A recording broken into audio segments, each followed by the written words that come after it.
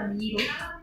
I'm a gynecologist. I came to know about CFC through a friend about the infertility training going on, and I joined here for 2 weeks on-hands training for clinical ART and embryology.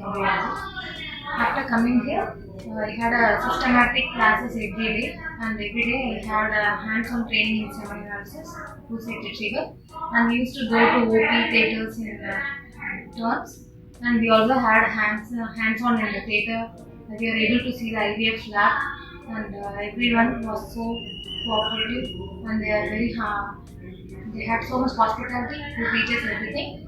And the classes taken by Dr. Krishna sir and Misha madam was very useful.